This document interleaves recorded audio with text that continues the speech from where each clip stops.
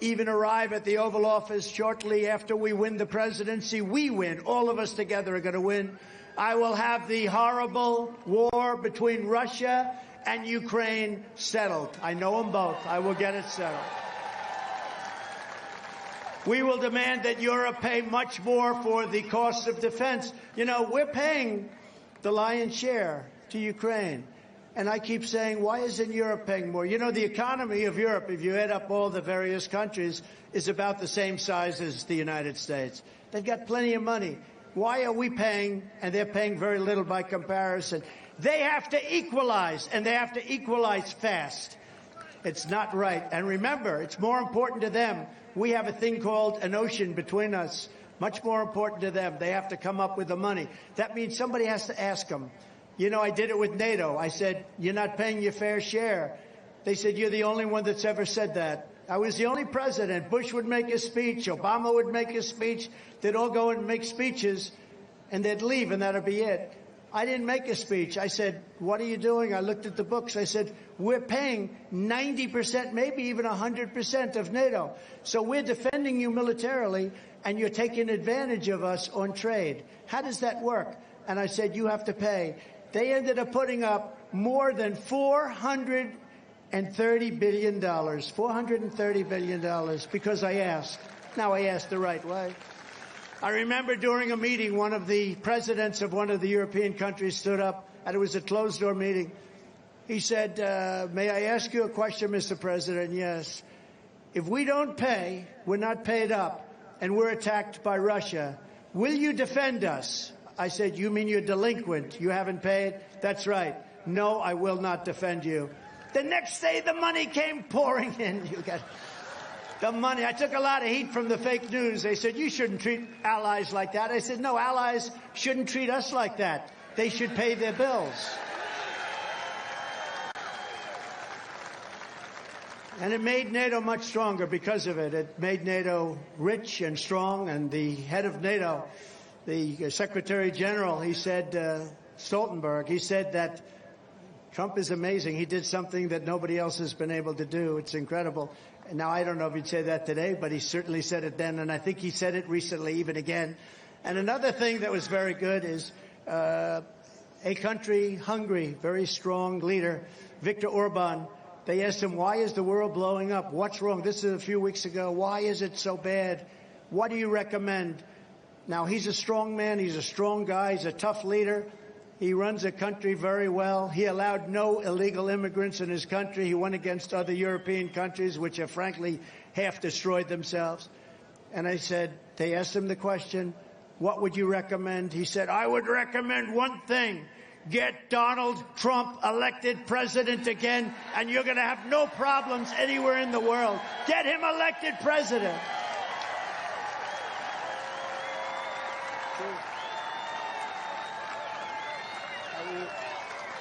That's true. Thank you. Thank you. No, it's true. I don't want to be the one to say it, but if I don't say it, nobody else will. That I can tell you. And he used a word I wouldn't use, but he used it. He said, China was afraid of him. I don't like to use the word afraid. Let's say they respected me. But he said, China was afraid of him. Russia was afraid of him. Look what I did to Russia. Nord Stream 2, nobody ever heard of Nord Stream 2. Nobody in this audience. I'm the only one that knew what it was. It's the biggest pipeline in the world going to serve Europe. And I said, so we're defending them against Russia, and yet they're paying Russia billions of dollars a month for oil. How does that make sense? I ended it. I closed Nord Stream 2. Then they say that I was friendly to Russia. I wasn't friendly to Russia. I got along with Putin. That's a good thing, not a bad thing. But I closed Nord Stream 2.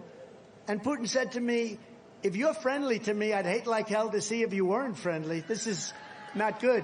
He was not happy. But I closed up the pipeline before it got finished, before it got built.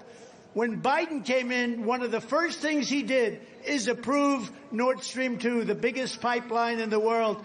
And then they say, oh, Trump was very soft. They're full of misinformation and disinformation. That's all they're good at. That and cheating on elections. That's all they're good at. Biden's weakness has led the planet to the edge of nuclear war I will bring the world glorious new peace, and I will make the following statement. I am the only one that can say this, I believe. I know them all, and they respect me. They don't respect our country anymore. It's a country that's in decline, but they respect me, and we're going to have it back very soon. We're going to have a great country very soon. But I'll say this. I will prevent World War III. I'm the only one that's going to do it. Biden.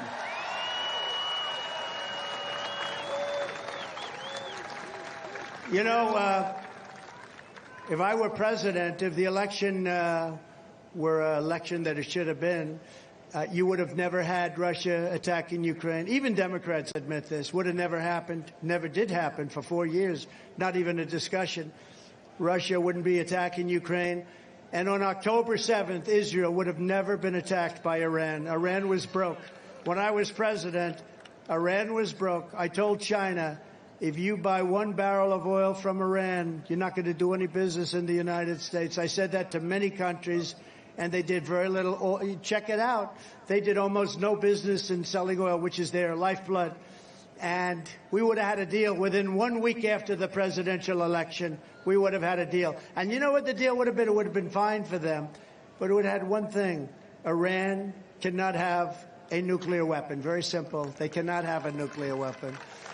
And now they're 60 days from having a nuclear weapon because these people have done nothing.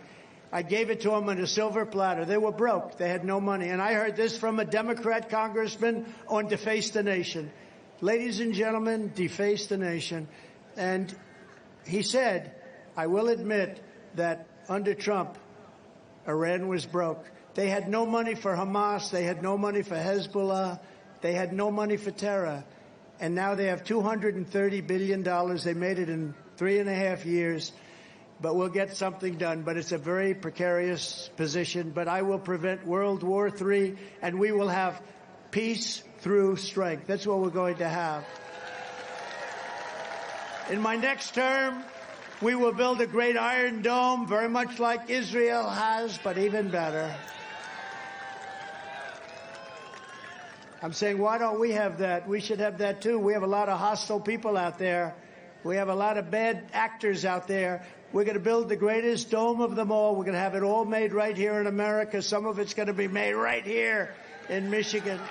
State-of-the-art missile defense shield that will be entirely built in America and will create jobs, jobs, jobs. And we're going to have the greatest dome of them all. We're going to have greater. You saw how effective that was with Israel last week with 300 rockets shot. Every one of them knocked out. Every one of them knocked down. Probably if they didn't have it, they wouldn't even have Israel right now, if you think about it, right? All those would have hit various locations.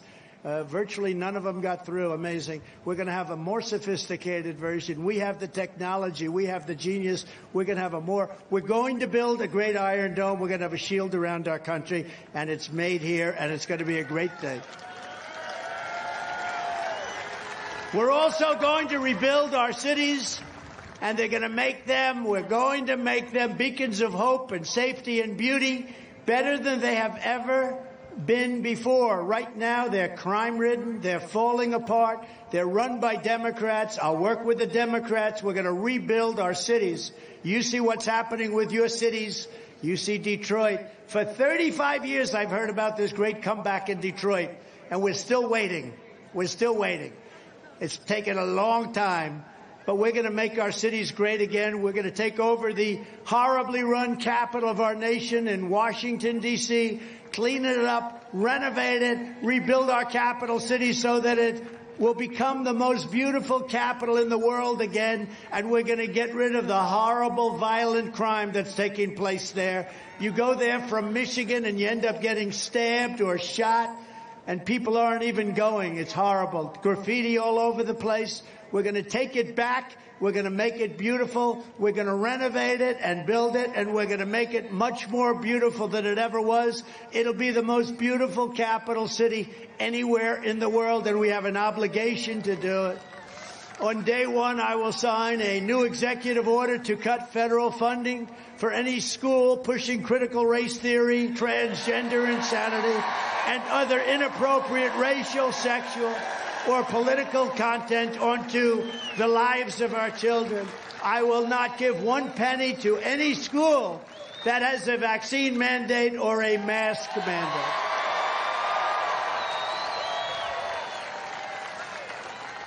I will keep men out of women's sports day one.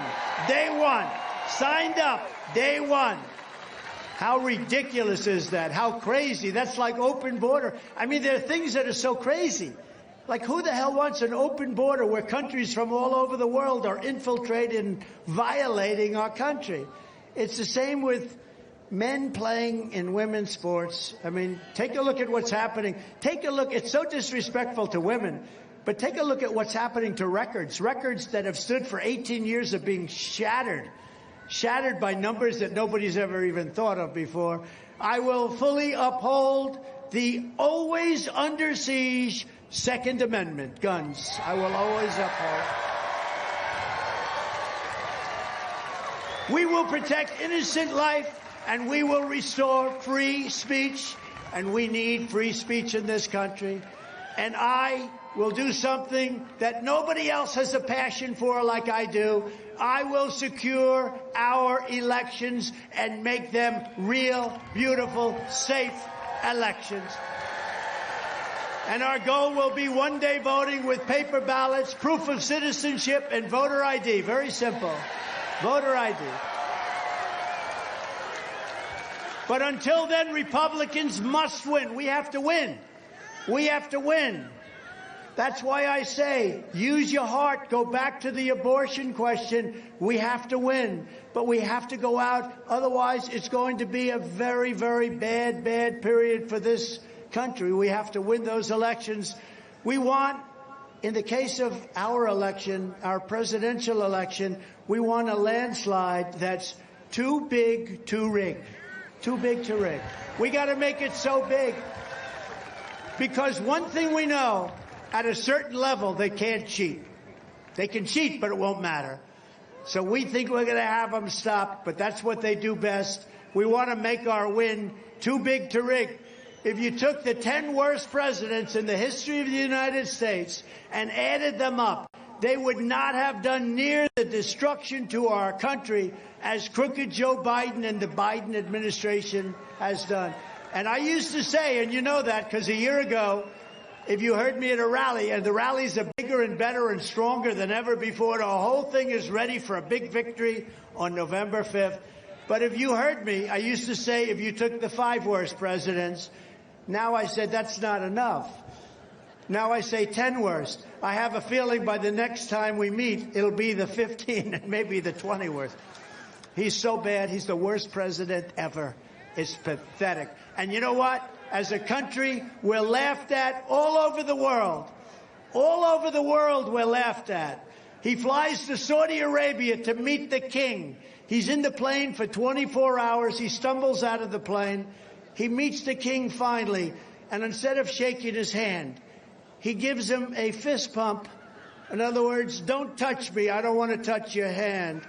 This is what we got negotiating for us. He can't negotiate. He can't do anything right. And everything he touches turns out bad. And we just don't want it. We want to make our country great again. We're tired of watching this clown show. So if you want to save America, get every common sense person you know, you go register and vote Republican. You got to vote for us. You got to vote for Mike and everybody else on the ticket. But we're going to turn it around fast, Mike, right? We're going to turn it around fast, and he's going to be a great help. I'm so happy that he's running, frankly. I'm so happy. So in conclusion, together, we are taking on some of the most menacing forces and vicious opponents our people have ever seen. We've never seen anything like it.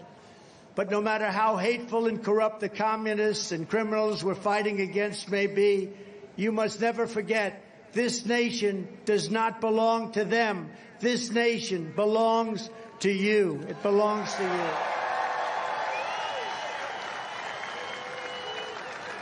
This is your home. This is your heritage.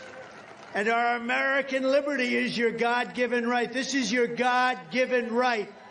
From Marquette to Midland, from Frankfort to Flint, And from Detroit to Saginaw, we stand on the shoulders of red-blooded Michigan patriots who laid out the railroads, worked the factories, tilled the fields, forged the steels, fought the battles, and won the victories that made America into the greatest and most powerful nation anywhere in the world. We love our nation. But now we are a nation in decline. We are a failing nation. We are a nation that has lost its confidence, its willpower, and it's lost its strength. We are a nation that has lost its way, but we are not going to allow this horror, it's an absolute horror, to continue any longer. 3 years ago, we were a great nation, and we will soon be a great nation again. It was hard-working patriots like you, the people of Michigan, who built this country. And it's hard-working patriots like you who are going to save our country. Our country must be saved. Our country is in big, very dangerous trouble. Our country has never been in a position like this. We're laughed at all over the world. We're not respected by anybody. Our economy is going to hell. Inflation is eating everybody alive. Everything is wrong with our country. There's nothing that's going right. We will fight for America like no one has ever fought before. 2024 is our final battle. With you at my side, we will demolish the deep state. We will expel the warmongers from our government. We will drive out the globalists. We will cast out the communists, Marxists, and fascists. We will throw off the sick political class that hates our country. We will rout out the fake news media. We will drain the swamp, and we will liberate our country from these tyrants and villains once and for all. We will liberate our country.